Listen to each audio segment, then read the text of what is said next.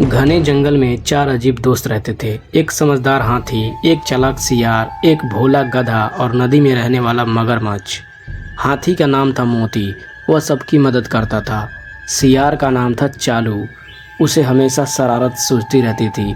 गधे का नाम था भोला, वह सीधा साधा था और हर किसी की बात मान लेता था।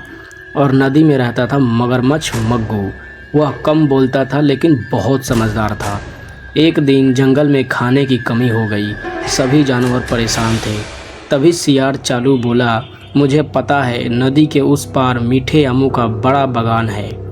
सभी खुश हो गए, लेकिन नदी बहुत गहरी थी। मगरमच्छ मग्गू बोला, मैं सबको अपनी पीठ पर बैठाकर पार करा दूंगा। सबसे पहले हाथी गया, फिर गधा, लेकिन सियार के मन में चाल चल रही थी।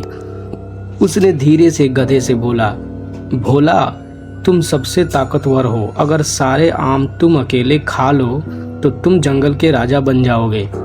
भोला उसकी बातों में आ गया। जब सब आम तोड़ रहे थे, गधा चुपके चुपके सारे आम अपनी बोरी में भरने लगा।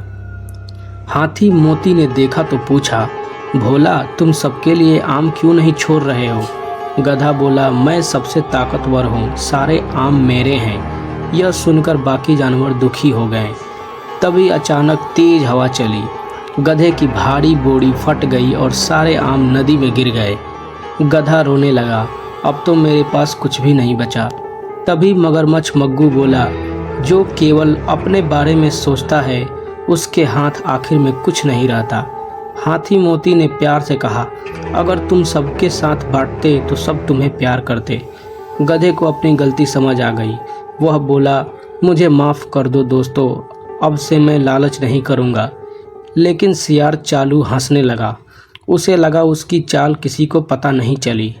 तभी मगरमच्छ बोला, असल गलती उसी की होती है जो दूसरों को गलत रास्ता दिखाता है। सभी जानवर समझ गए कि सियार ने ही गधे को भड़काया था। हाथी मोती बोला, सच्चा दोस्त वही होता है जो अच्छी सीख दे, बुरी नहीं। सियार को अपनी गलती पर शर्म आई। उस दिन के बाद चारों ने मिलकर खाना बांटना शुरू किया। अब जंगल में कोई भूखा नहीं रहता था। शाम को सब नदी किनारे बैठकर गाना गाते और खुशी से रहते।